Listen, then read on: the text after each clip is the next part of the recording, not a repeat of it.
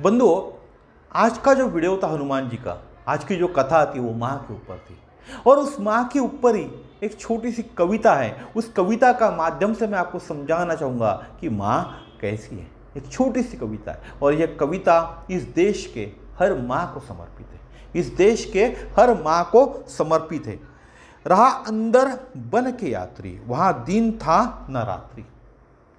जब हम माँ के कोख पे रहते, इस देश के अंदर में, इस दुनिया के अंदर में जितने भी लोगों ने जन्म लिया, जब वो माँ के कोख में रहता है तब वहाँ कैसे बन के रहता है? यात्री बन के रहता है। वहाँ न दिन रहता है न रात रहती है। यात्री स्थली 9 माह की, पवित्र कोख माँ की। यात्री स्थली 9 मास की, पवित्र कोख माँ की। ये जो यात्रा है कितने समय की है? हर किसी की 9 मास की है, 9 महीने की यात्रा है। और यात्रा कहाँ होती है? माँ की पवित्र कोख में यात्रा होती है।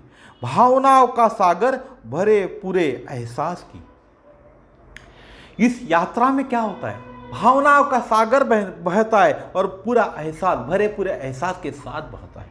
मानो जैसे गंतव्य ममता की दीवार भव्य।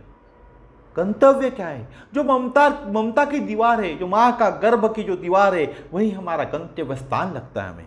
सोच चिंता से कोस दूरी, था यही तो वहाँ कर्तव्य। था यही तो वहाँ कर्तव्य। कैसे थे हम? ना सोच थी, ना चिंता थी, इनसे हम कैसे थे? कोसों दूर थे। और आज हमारे इस जीवन के अंदर में सोच और चिंता में हम डूबे हुए। सोच चिंता से कोस दूरी, था यही तो वहाँ कर्तव्य। जब हम माँ के कोख में थे तो कैसे थे? चिंता और सोच से कोसों दूरी थी हमारी। हमको चिंता और सोच सताती नहीं थी। था यही, वही थे हम। और कर्तव्य किसका था? कि माँ का कर्तव्य था हमको संभालने का, हमको चिंता से दूर रखने का, हमको सोच से दूर रखने का। किसका एक कर्तव्य था? माँ का कर्तव्य था। रहा अंदर बन के यात्री, वहां दिन न था न रात्रि।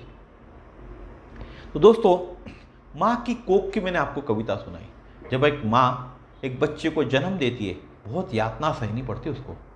9 माह की, 9 महीने का ये सफर है और कितनी यातनाएं उस माँ को सहनी पड़ती है। इसीलिए माँ का आदर करना सीखे। भगवान भी कहते, भगवान श्री कृष्ण भी जब मथुरा में थे तब गोकुल की तरफ देखकर छत पे जाते थे और गोकुल की तरफ देखकर रोते थे। उनकी आंखें भर जाती थी। जब भगवान रोते अपनी माँ के लिए, हम कौन है? हम तो इंसान है ना। तो हमें भी अपने माँ को ख्याल रखना चाहिए, अपने माँ का ख्याल रखना चाहिए। जब भगवान रो सकते तो क्या हम अपने माँ के लिए रो नहीं सकते? क्या हम अपने माँ का ख्याल नहीं रख सकते? इसीलिए मैंने कहा, बहुत सुंदर कविता है जिसने भी ये कविता लिखी है। बहुत सुंदर बोल है इस कविता के। और यह कविता इस देश के हर माता को समर्पित है।